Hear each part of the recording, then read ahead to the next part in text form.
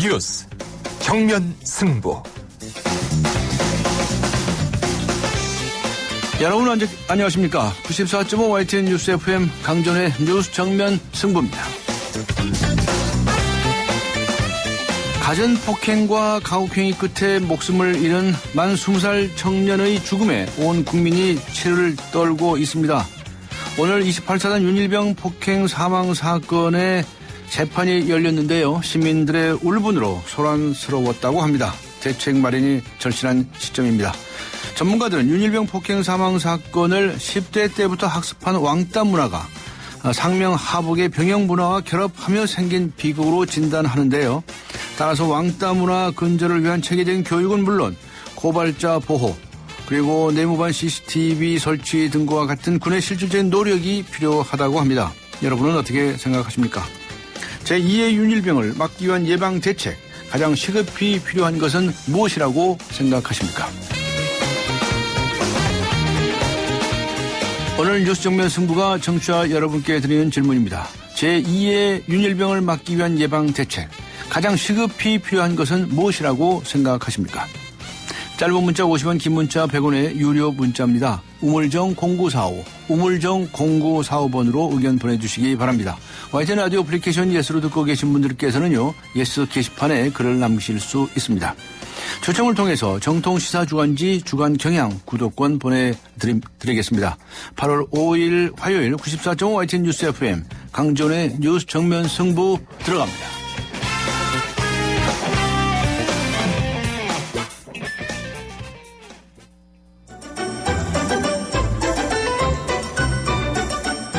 친절한 숙현 씨의 까칠한 뉴스.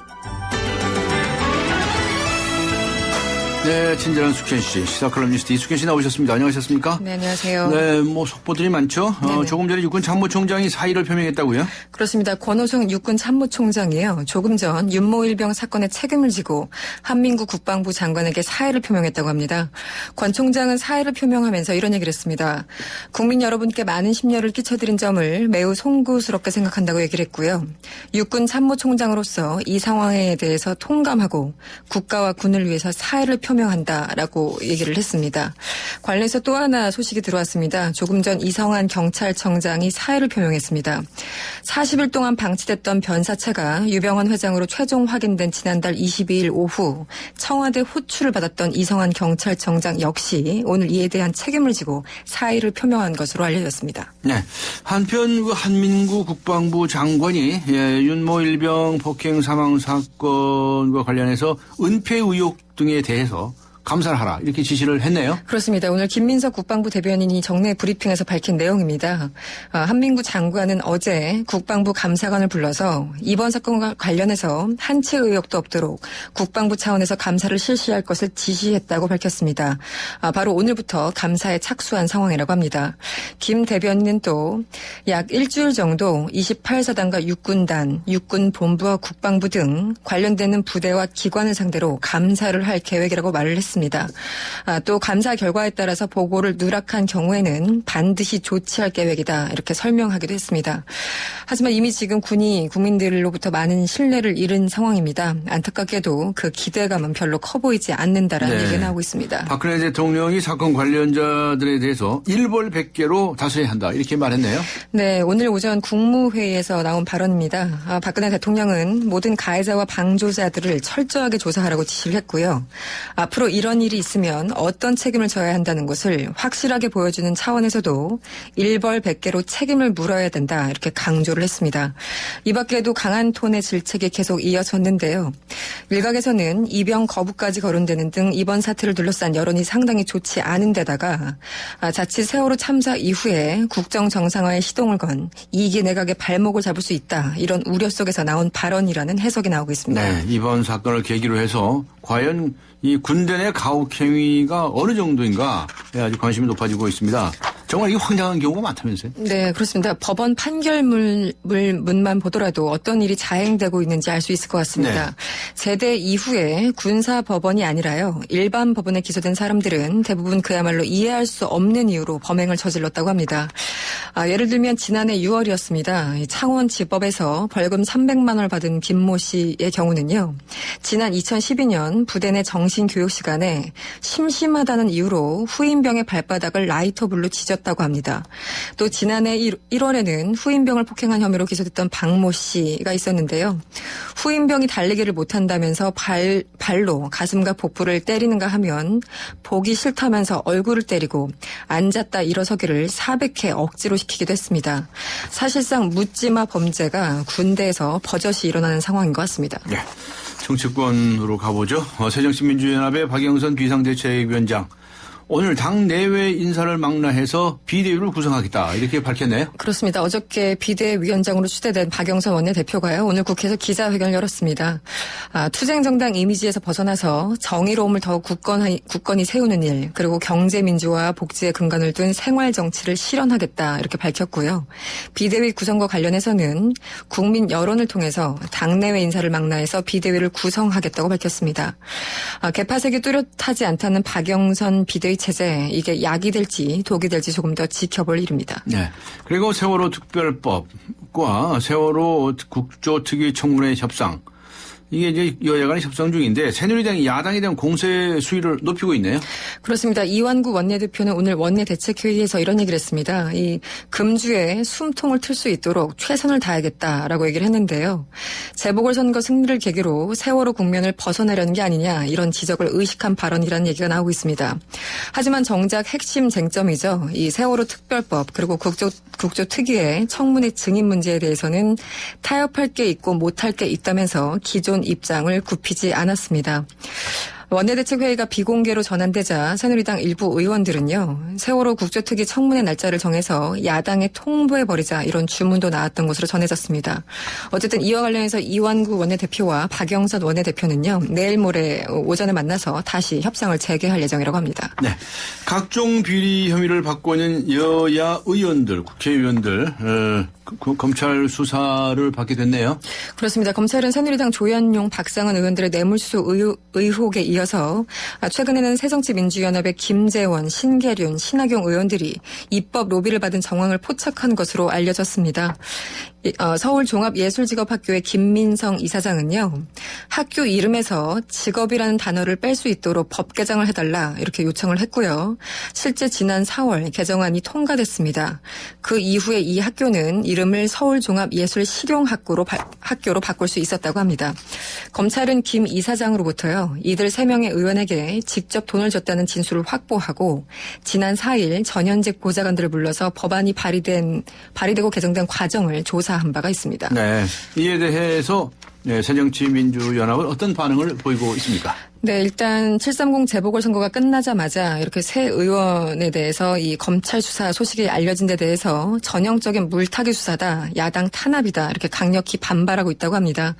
특히 비상대책위원장의 박영선 원내대표가 추대됐던 어제 절묘하게 수사 사실이 공개된 점을 두고 검찰이 정략적으로 판단한 것을 아니냐 이런 의혹까지 제기하고 있습니다. 관련해서 유기용 수석 대변인은요.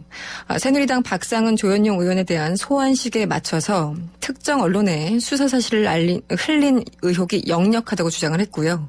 새누리당 의원 수사에 대한 물타기가 아닌지 의구심을 떨칠 수 없다고 주장했습니다. 네, 알겠습니다. 수고하셨습니다. 고맙습니다. 네, 지금까지 시사컬럼니스트 이숙현 씨와 함께했습니다. 지금 시각은 6시 18분을 가리키고 있습니다. 이 시각 교통 상황 어떤지 알아보죠. 박화영 캐스터입니다. 네, 북부간선도로 도심 쪽으로 평소보다 길게 밀리는 이유는 내부순환로에도 돌발 상황이 북부간선도로 위로도 돌발 상황이 있었기 때문입니다. 북부간선도로 종암동 쪽으로 묵동과 원릉분기점 사이 2차로에 추돌사고가 있어서 묵동 이전부터 길게 밀리고 있고요. 내부순환로 진입하셨다고 하셔도 기름과 정릉 사이 3차로에 고장차가 있기 때문에 정릉까지는 길게 밀린다고 보셔야겠습니다. 도심에서는 퇴계로 한양공고에서 광희동 사거리 쪽으로 건물에 불이 났다는 소식 들립니다. 또 백제 고분로 석촌 지하차 또한 전차로 싱크홀 때문에 전차로 양방향 통제되고 있다는 점도 기억해 두셔야겠습니다. 강지원의 뉴스 정면 승부 교통정보였습니다. 대한민국의 하루, 여러분의 하루를 정리해드립니다. YTN 뉴스 FM, 뉴스 정면 승부.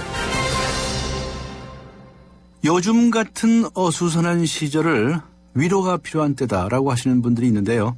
바로 이분이라면 우리 독자들에게 그리고 우리 청취자 여러분께 따뜻한 위로를 전해 주실 수 있을 것 같습니다.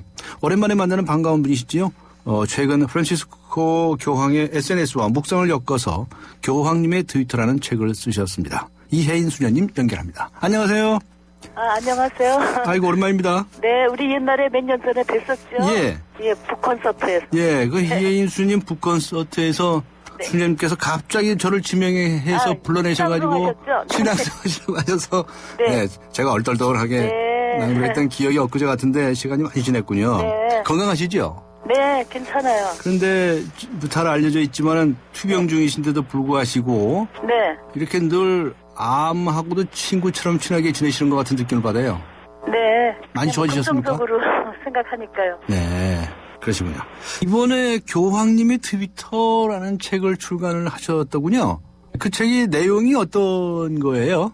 그러니까 교황님이 한 1년 5개월 동안 네, 이렇게 영어로 여러 나라 말로 트윗한 것 중에 영어로 된 거. 네네. 에서 한 300몇 개 중에서 110개를 골라서 예, 제가 그 트위터의 개인적인 묵상과 기도문을 네, 이렇게 좀 만들었거든요. 예, 그래서 다른 독자분들도 교황님의 그 짤막한 트위터를 자기 식대로 네, 생활 삶에 어떻게 적용시킬 수 있는지 네. 하나의 본보기로서 제가 네, 그렇게 하고 싶어서 출판사의 권유를 받고 네. 그렇게 했어요. 그러셨군요. 예. 그럼 이제 이 책을 읽으면 교황님의 네. 트위터 내용도 알 수 있고, 네. 이혜인 수녀님의 말씀도 들을 네. 수 있고, 그렇게 되겠네요. 네네. 세트로. 그러면 세트 세트네. 메뉴처럼. 그런데 참, 프란시스코 교황께서는 참, 네. 근래에 혹시 존경받는 그런 교황님이 아닌가 싶어요. 어떻게들 보시나요? 그 캐톨릭계에서는? 그러니까는 그 어떤 그 종교적 지도자지만 예. 이렇게 그 권위나 그 군림하는 자세가 아니라 네. 종파를 초월해서 모든 이에게 이렇게 친구로 다가가는 예. 그런 모습 때문에 사람들이 열광하고 한화하는 그 인기가 있지 않으신가. 네. 그 소통을 하고 약자를 배려하는 예. 그런 모습이 참 공감을 네. 주는 것 같아요. 많은 사람들한테. 네. 네. 많은 분들에게 이제 감동을 주시고 또 네. 다른 종교인들도 네. 굉장히 귀감으로 삼고 그러는 것 같아요. 네. 그런데 이런 교황님께서 이렇게 SNS 활동을 이렇게 열심히 하시는 이유가 뭐랍니까?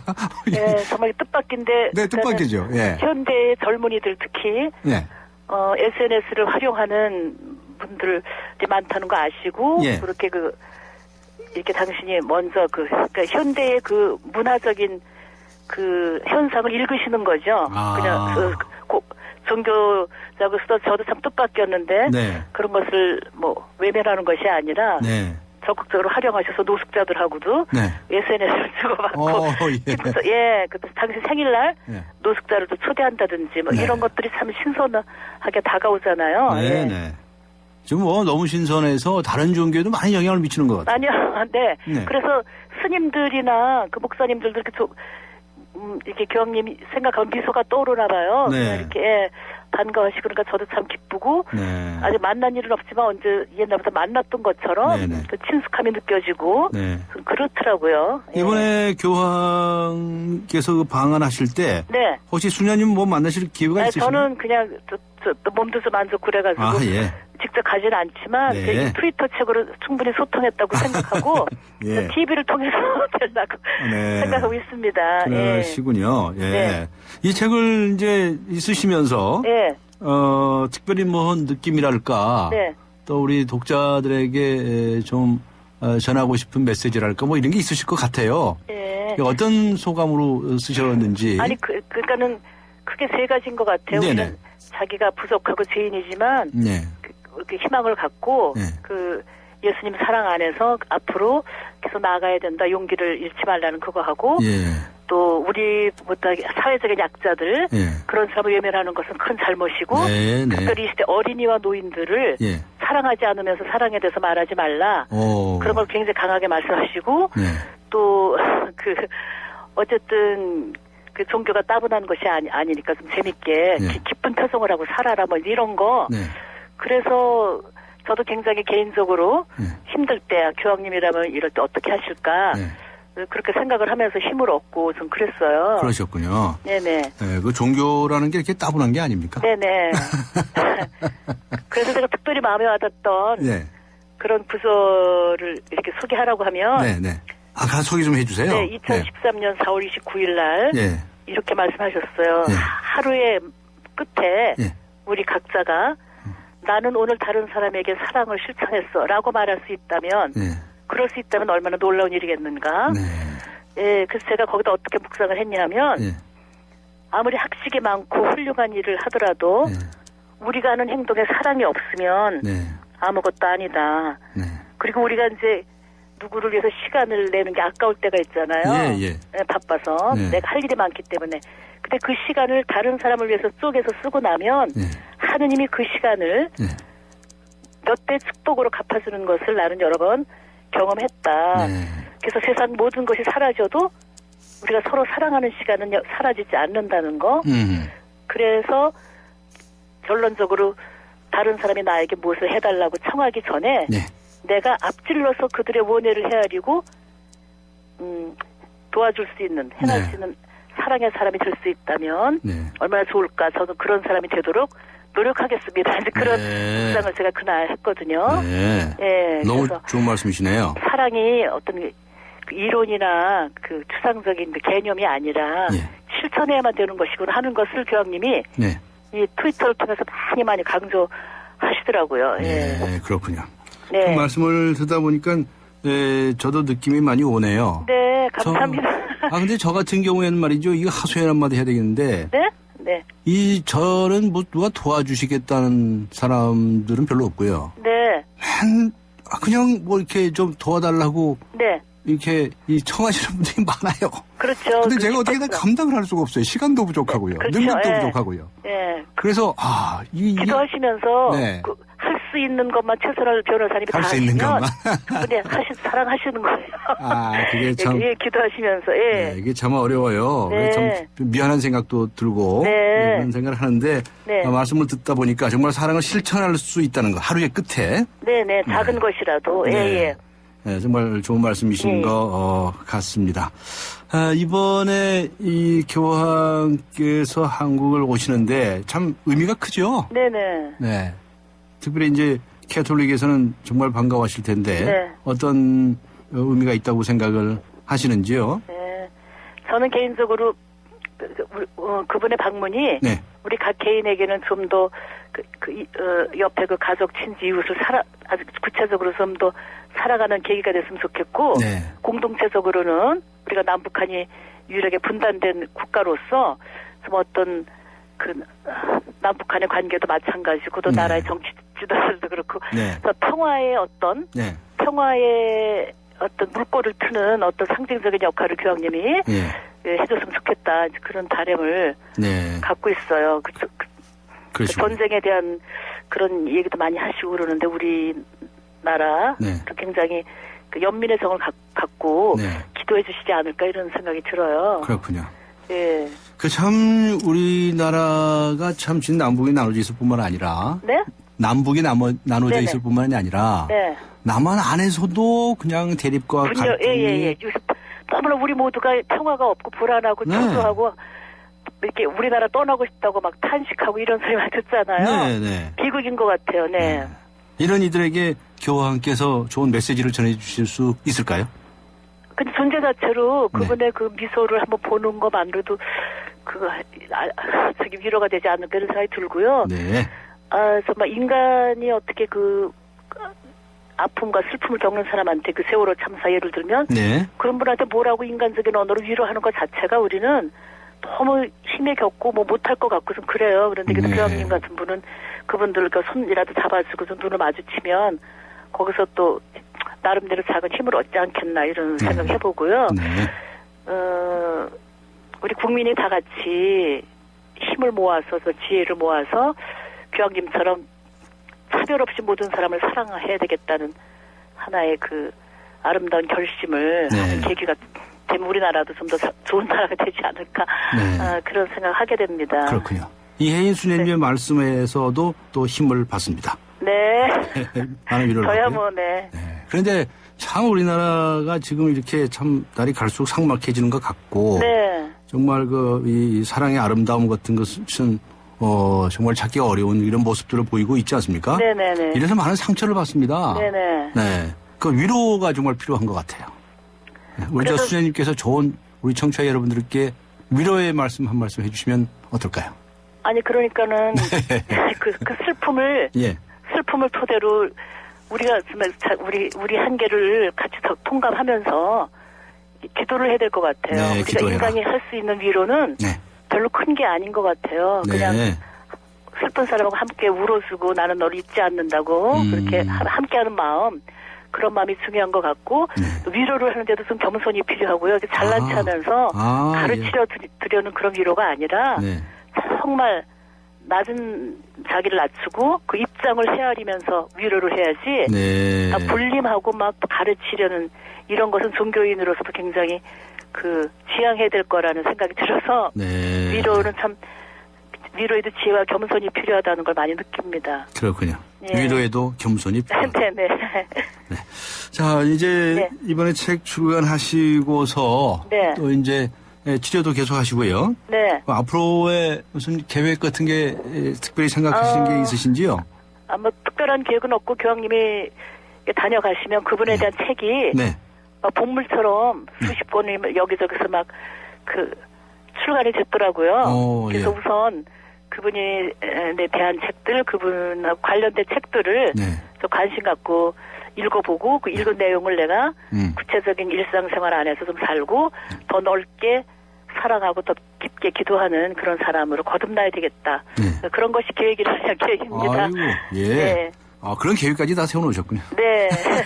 알겠습니다. 네, 변호사님에서도 기도할게요, 제가. 아유, 감사합니다. 네. 이제 우리 청취자 여러분들을 위해서 기도 많이 해주시기를 부탁드리고요. 네.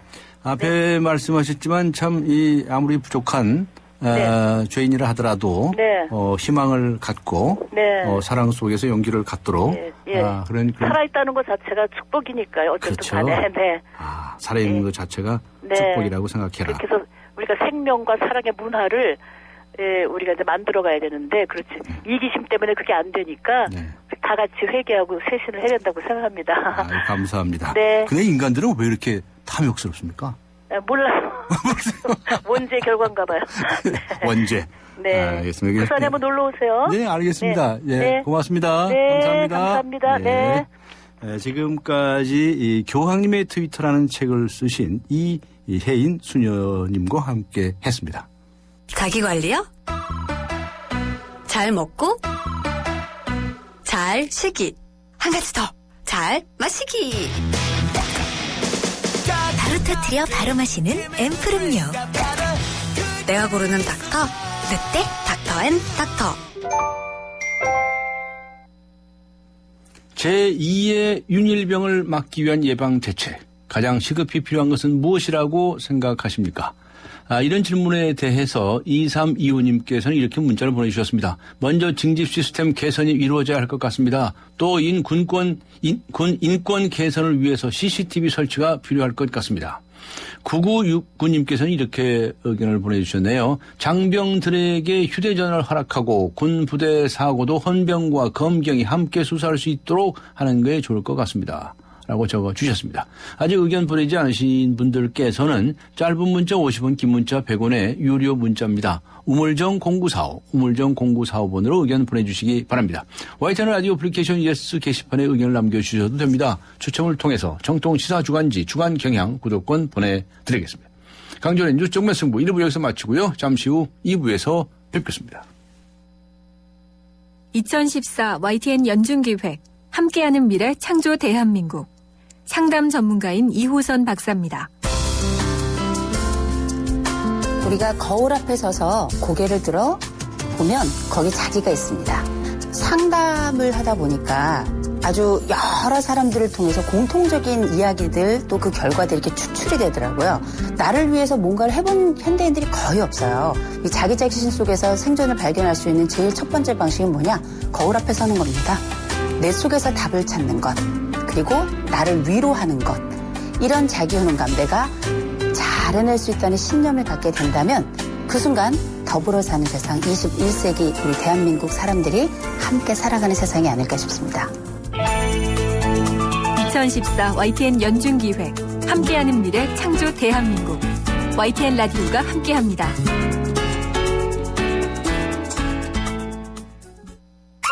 우리 주위엔 에너지 고수들이 참 많습니다. 집안 조명을 LED로 바꾸는 빛나는 고수. 여름철 실내 적정 온도 26도를 지키는 건강의 고수. 냉방할 땐 문을 꼭 닫는 센스 있는 고수. 오후 2시에서 5시 피크 시간 동안 전기 사용을 자제하는 지키는 고수. 가정에서 사무실, 상점, 사업장까지 에너지 고수가 많은 대한민국이 진짜 에너지 강국입니다. 당신은 어떤 고수인가요? 이 캠페인은 산업통상자원부와 한국석유공사, 에너지관리공단이 함께합니다. 강지원의 뉴스 정면 승부. 네, 제2의 윤일병을 막기 위한 예방 대책. 가장 시급히 필요한 것은 무엇이라고 생각하십니까? 오늘 강지원의 뉴스 정면 승부가 청취자 여러분께 드린 질문입니다. 0406님께서는 이렇게 의견을 보내주셨네요. 군내 가혹행위 근절 방안으로 내무반에서 하사관과 장교가 함께 생활하는 건 어떨까요? 하사관과 장교를 지원할 필요가 있는 것 같습니다. 이렇게 적어주셨군요. 네, 짧은 문자 50원, 긴 문자 100원의 유료 문자입니다. 우물정 0945, 우물정 0945로 의견 보내주시기 바랍니다. YTN 라디오 애플리케이션 예스로 듣고 계신 분들께서는요, 예스 게시판에 글을 남기셔도 됩니다. 강전의 뉴스 정면 승부 2부 들어갑니다.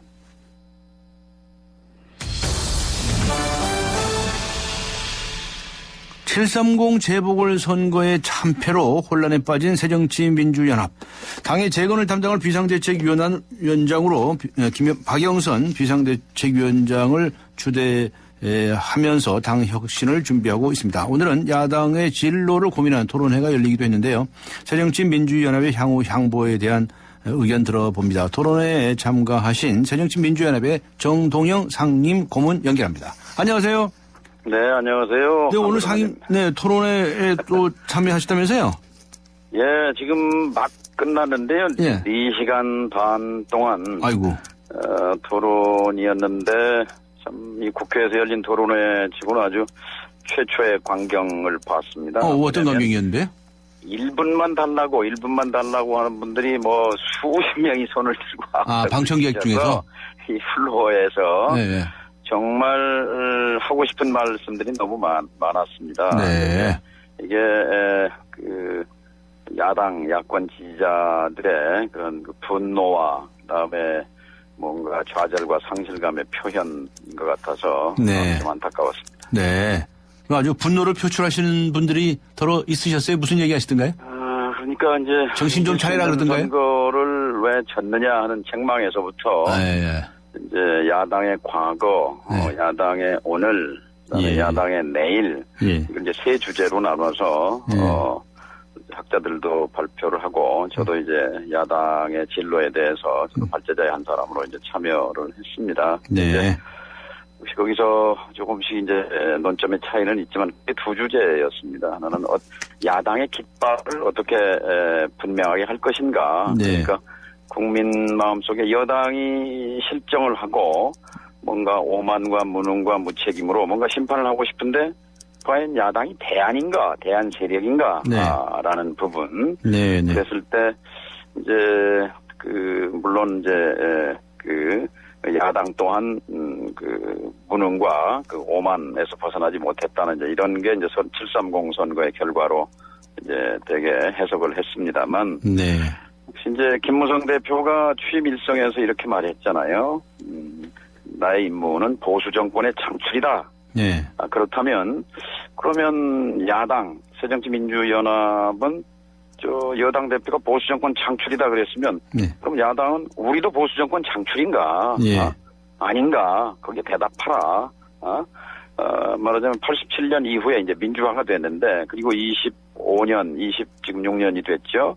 그럼 이 사이에 아직도 민주 반민주, 민주화 이후에 지금 이제 민주주의 세상이니까요. 네. 민주 대 반민주 구도를 완벽하게 보수 대 진보, 진보 대 보수의 구도로 확실히 이게 전환을 시키지 못한 책임이 이제 야권에 있는 것이다 하는 네. 이제 이런 주제가 하나였고요. 또 하나는 이제 지금 민주당 경우에는 이제 지붕과 그 바닥만 있는 네. 가건물이란 말이죠. 성냥곽으로 만든 집인데 가건물이에요? 지붕이 태풍으로 날아갔어요. 집담봉에. 예. 그래서 이제 임시로 지붕을 가설한 거예요. 이게 비대위죠. 예. 근데 지금 당에는 지역위원장도 없고 당무위원회라든지 무슨 중앙위원회라든지 하는 그런 의결기구도 없습니다. 대의기구도. 네. 그런 상황 속에서 결국 있는 거는 토대, 바닥밖에 없거든요. 바닥이 예. 뭐냐면 당원이지요. 예. 그러면 이 당원들에게 이른바 당원 주권,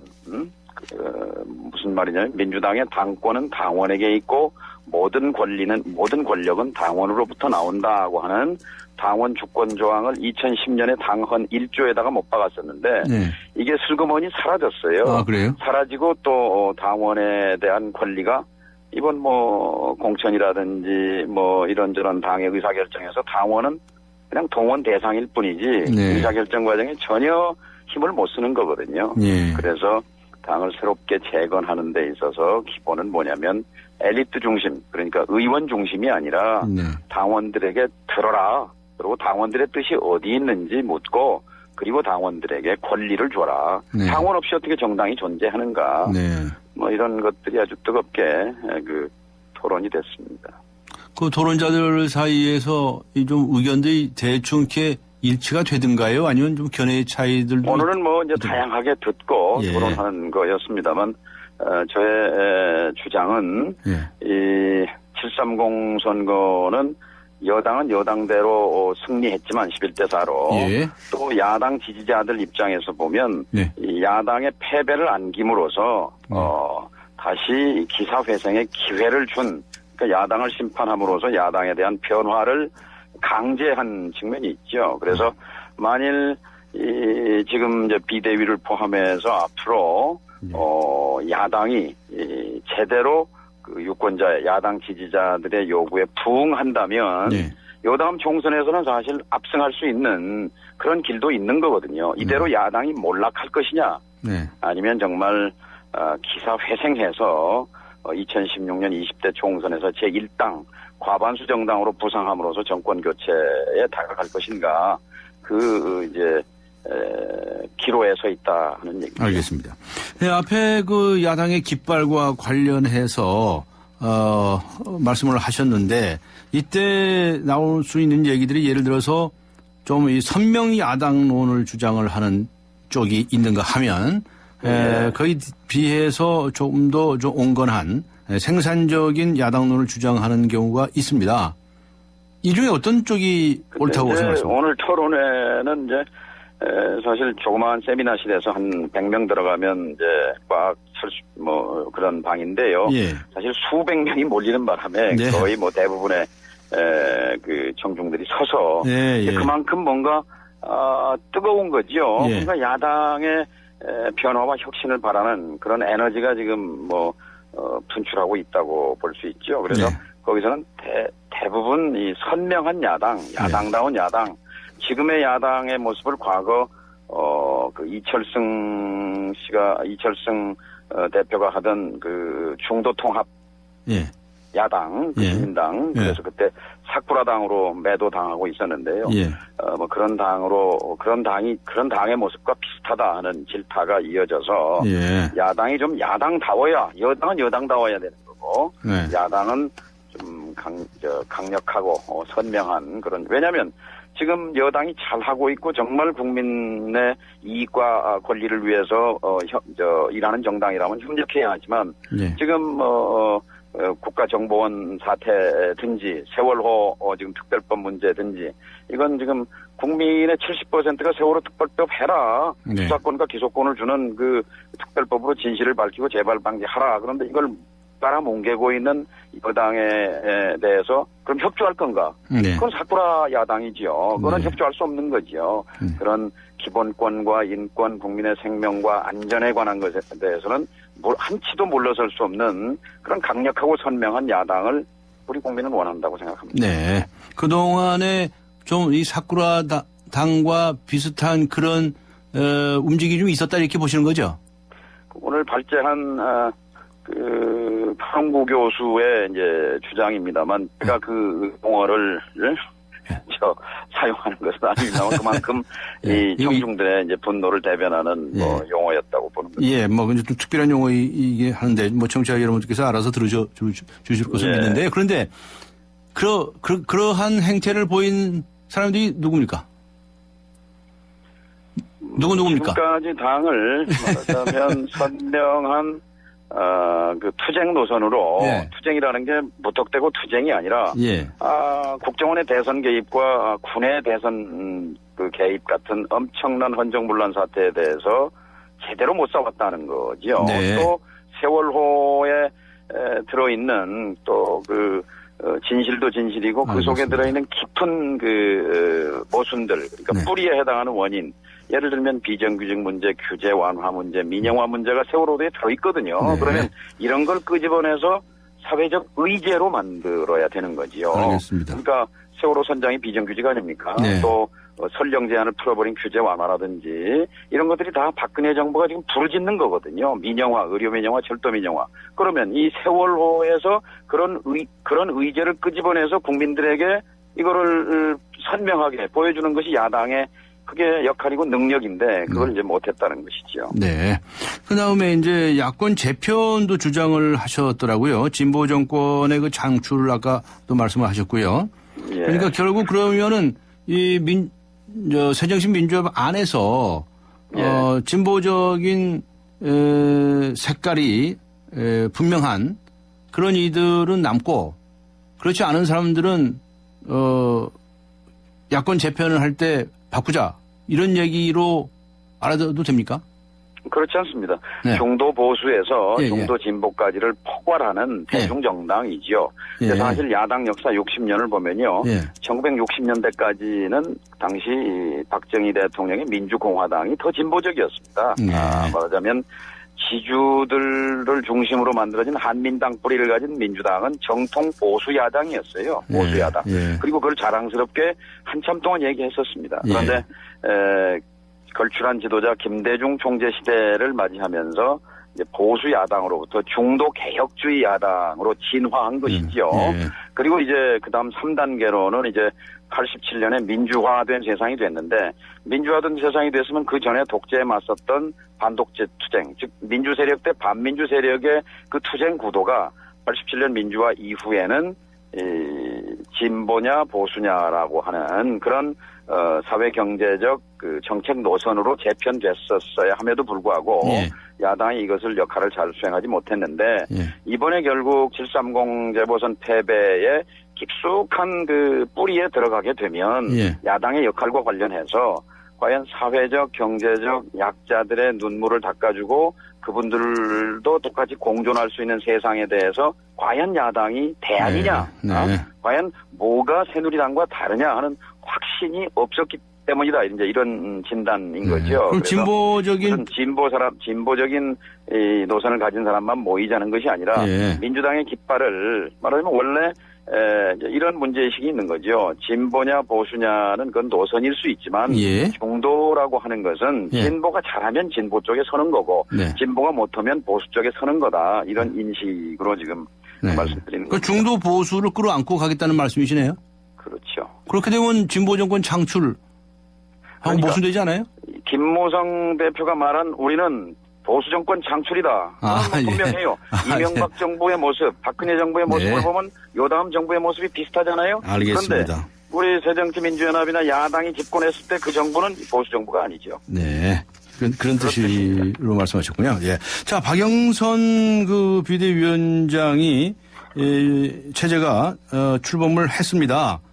박영선 비대위원장은 이 정동영 상임 고문 소개로 정계 입문한 거 아니었나요? 예. MBC 출신. 그런데 이제 누구의 소개로 입문했느냐가 중요한 건 아니고요. 예. 들어와서 잘했느냐, 못했느냐라는 것인데. 자, 그러면 현재 그래도 민주당 의원 중에 가장 그 국민의 사랑을 받는 분이기 때문에 그렇다고 보면 제가 영입을 잘한 거죠. 네. 자, 박영선 비대위원장이 지금 해야 할 가장 시급하고 중요한 일 어떤 점을 주문하시겠습니까? 당의 계파 해체와 기득권 해체입니다. 아, 계파 해체. 당에 버려야 할 것은 계파고 취해야 할 것은 내가 누구냐. 우리는 무슨 야당이냐. 정체성입니다. 이것을 분명히 하는 것이 저는 일과제고 두 번째는 당이라는 이제 한국의 문제는 한국 정치의 문제고 정치의 문제는 정당의 문제인데 정당에 있어서 제일 핵심 권력은 뭐냐면 이 공천권이라는 공천권. 이 공천권과 이제 정당이 가진 지역위원장을 임명하는 권한이라든지 이런 것들인데 공천권 포기 가능할까요? 이 권한을 이 기득권을 주인에게 돌려주라는 겁니다. 이것이 기득권을 그 정당 지도부가 독점하고 있던 독식하고 있고 그 독재입니다. 독재. 그 당내 독재입니다. 그거. 그래서 당원들에게 주는 것이 바로 정당의 민주화의 핵심이다. 그것을 박영선 비대위원장이 해내야 할 텐데 쉬운 과제는 아니죠. 그게 가능할까요? 지금 오래된 그 죽을 각오를 하면 뭐 알겠습니다.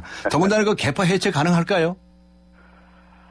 글쎄요, 아까 토론에서도 이 우리 정당사에서 정당이 해체된 적은 있지만 한 번도 계파가 해체된 적은 없다. 이렇게 이제 그런 토론도 있었습니다. 그런데 이 계파를 좀 더 바람직한 방향으로 정파로 뚜렷한 정치적 노선과 정책적 지향점을 가진 정파로 진화시키는 것이 대안이겠죠. 그러니까 우리가 감옥 갔다 온 사람들이니까 끼리끼리 뭉치자 이런 그 끼리끼리 패거리가 아니고 생각이 색깔이 같은 사람들끼리 모여서 같이 토론하고 같이 주장하고 하는 이런 문화로의 그 전환. 알겠습니다. 그런데 그 도대체 계파 해체를 어떻게 하냐고요? 어떤 방식으로 하냐고요? 무슨 방법이 있느냐고요? 있어요? 사람 하는 일 중에 불가능한 일은 없죠. 그건 정동영 상임고문께서 코치를 많이 하셔야 되겠네요. 네? 그거 쉽지 않을 텐데요.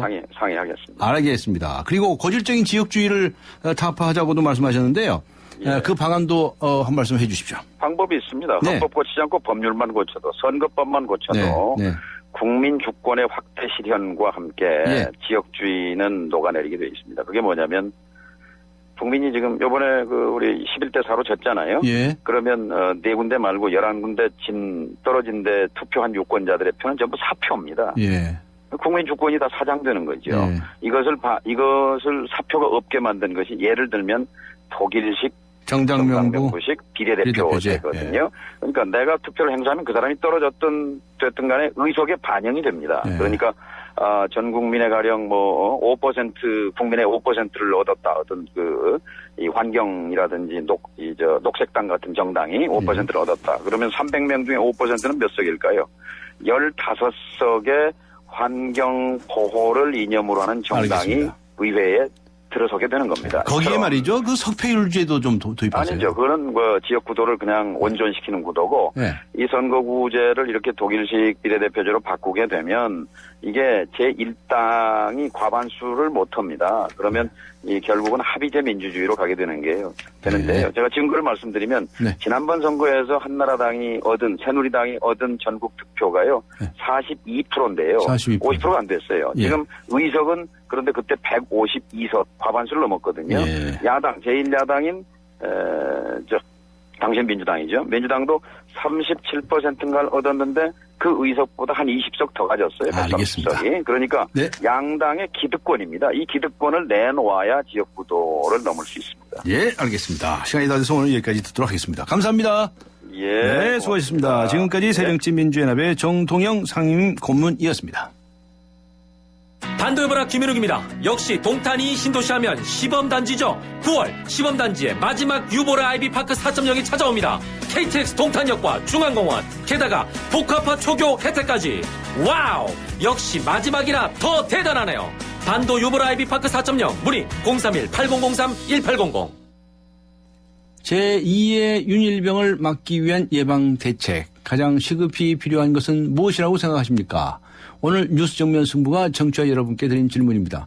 8345님께서는요. 취침 시간에는 동기들과 취침을 하고 아침에 다시 분대에 복귀한다면 계급에 따른 스트레스가 줄어들 것 같습니다. 이렇게 적어주셨군요. 네, 0945번 우물정 0945번 잊지 마시기 바랍니다. YTN 라디오 어플리케이션 예스로 듣고 계신 분들께서는 예스 게시판을 활용해 주시기 바랍니다. 예스 게시판을 활용하시는 경우에는 무료입니다. 그리고 우물정 0945번은요. 유료입니다. 짧은 문자 50원, 긴 문자 100원입니다. 잠시 뉴스 들으시고 3부에서 뵙겠습니다.